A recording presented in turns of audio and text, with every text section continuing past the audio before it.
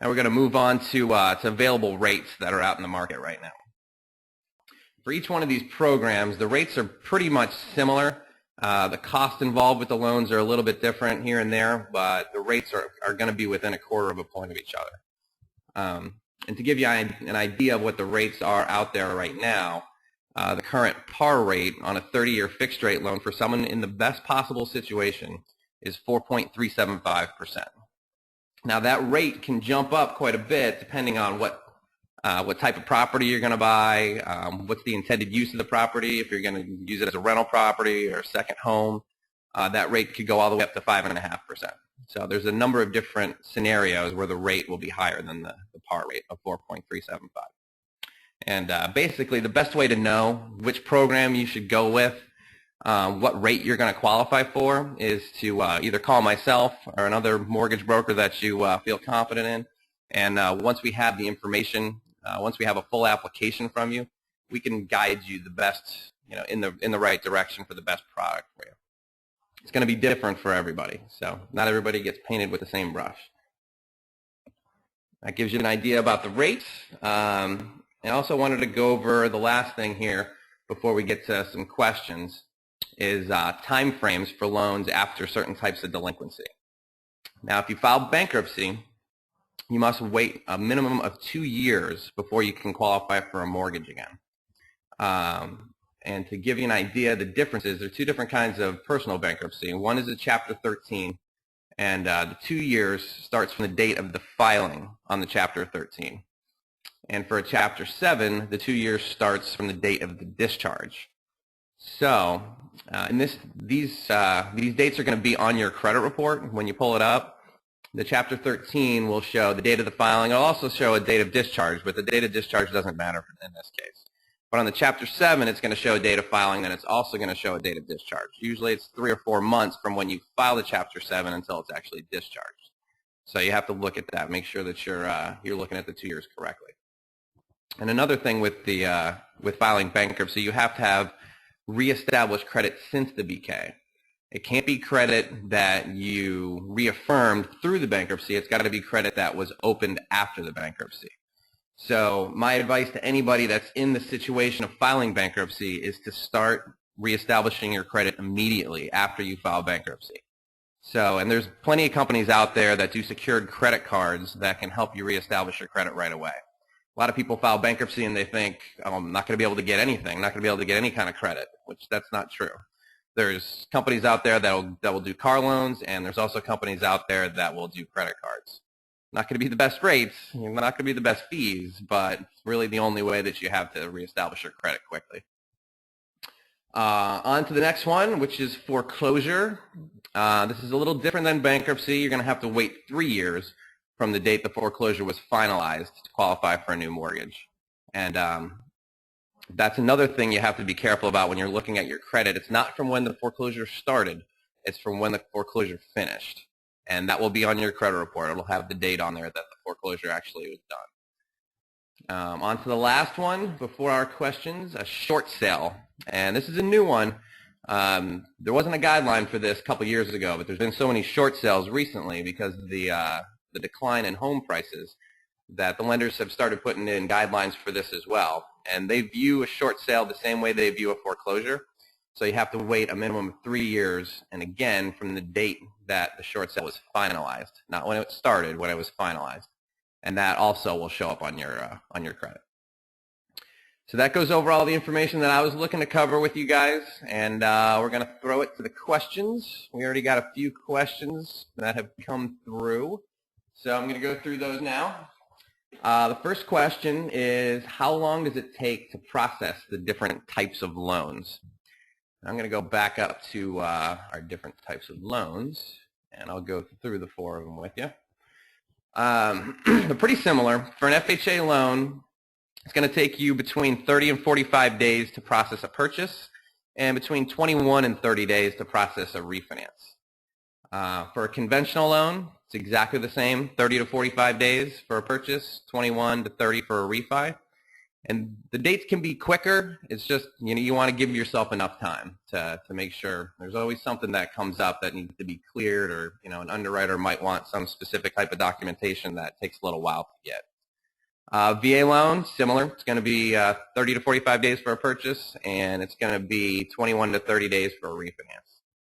For USDA, it's a little different for USDA. Probably add about 15 days onto the processing. So you're looking at 45 to 60 for a purchase, and probably 30 to 45 for a refi. The reason being is that once the lender clears the loan, it has to go to USDA to be approved by USDA. So that takes about a week or so, maybe 2 weeks, depending on the county. All right, and our next question, can I still get approved if I just started a new job? Yes, you can. If you just switch jobs, as long as you're still considered a W-2 employee, you can qualify for a new mortgage right away. Now, if you were out of the job market for an extended period of time, say over 30 days, you will have to write a letter of explanation to the underwriter to explain why you were out of work for that period of time. Now, if you switched from a W-2 job to a self-employed job, then you're going to have to wait a minimum of 2 years before you can qualify for a mortgage.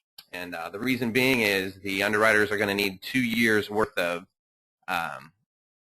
income history to be able to qualify your loan. So if you switch from W-2 to self-employed, you're going to have to wait a little while. All right, our next question is, would it be a good idea to refinance right now if my rate is over 6%? Excellent question. The main thing you need to look for if you're looking to do a refinance is what your value of your house is. The rates are obviously very low, so it makes sense for a lot of people out there to do a refinance if their house value is enough. Now you need to look at the loan to values of those 4 different programs that I was going over with you guys. A rate and term refinance, you can get up to 97.75% for an FHA. So let's say you owe $100,000 on your house, all you need that value to come in at is about 105 or so to be able to qualify. And give you a couple different websites that you can look at to get an idea of what your house is worth. One is Zillow. You just type in Zillow.com. Another one is Cyber Homes. And another one would be HomeGain. You can go on those websites and they can give you some information, give you an idea of what your house is worth. So if your house is worth enough, then yes, it definitely would be worthwhile to refinance if your rate was 6% or higher. And on to our last question we got here. Should I buy a home first before I try to sell my current home that's underwater? If so, what do I need to be aware of? No, you can't buy a house if your current house is underwater. It's not possible to do. Lenders will not approve you if you currently have a house that's underwater. A couple years ago, people were doing this left and right because their house, say they bought a house for $300,000, it's only worth $200,000 now. They're just going down the street buying another house for $200,000 and letting their $300,000 house go. And they called that situation buy and bail. And lenders got wise to that really quickly, and they created guidelines. So basically, one of the houses that you have has to be at the value or lower, and another one has to be at 75%. If you're going to carry 2 homes, one of them has to be at 75%, and the other one has to be 100% or less. So that should answer that question. And that's all the questions that we have. So I'm going to throw it back to Chris. Again, let me put my contact information back up on the screen for you guys. If you want to give me a call, if you have a question about anything that I went over. It's Rob Sullivan, and I'm a licensed mortgage loan originator. The phone number is 813-300-1477, and you can see my email there. So if you guys want to contact me, feel free. And I hope you have a good rest of the night. Take care. All right, Rob, I appreciate it. I think that was a fantastic job. I appreciate it. You guys had very good questions, very pertinent questions, so a very astute audience tonight. We do have actually about 4 minutes remaining, and so I'm going to open it up to the phone lines here and see if any of the online attendees want to go ahead and ask a verbal question, usually we get nothing on that because most people are too shy to ask questions. So either way, I'll open it to you now and see if anyone wants to go ahead and take part in the discussion here. Anyone? Okay.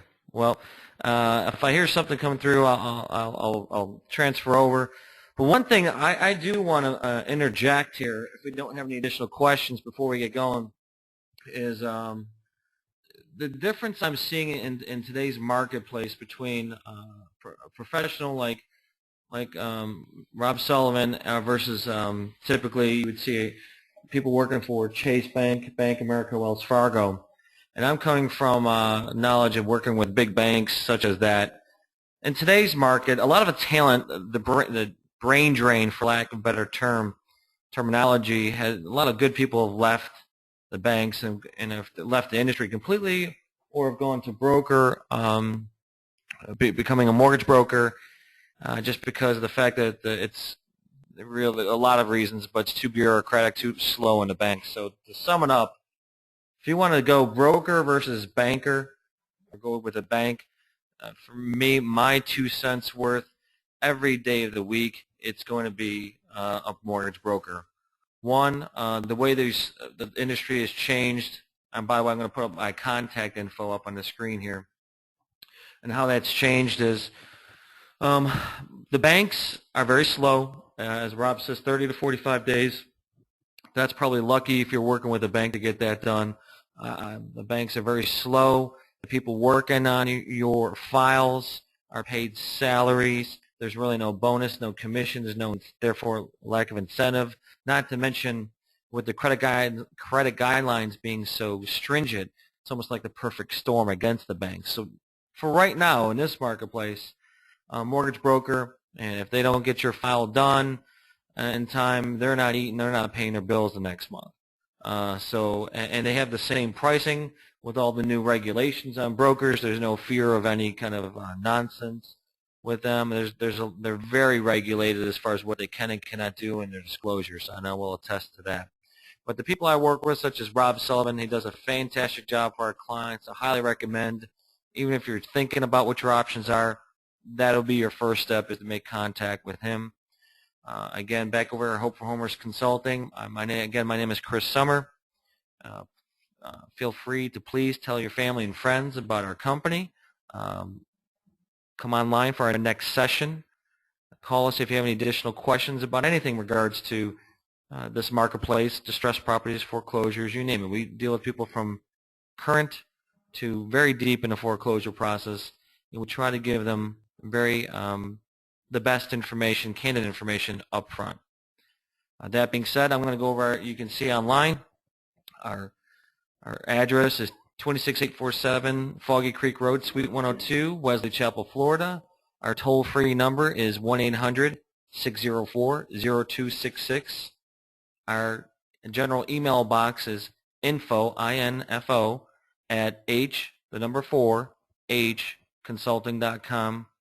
My personal cell phone is 813-957-4900, or you could just call the 1-800 toll-free number and we'll get in contact with you right away. I'm very responsive to calls coming in. So that being said, we have used up all of our time. I thank you very much for your participation, and hopefully you found this relevant and pertinent. And again, if you have any suggestions or ideas on additional live chat topics that you would like to see in the future, please contact us with those ideas. Other than that, have a great evening, and I'll see you next time. Thank you. Bye-bye.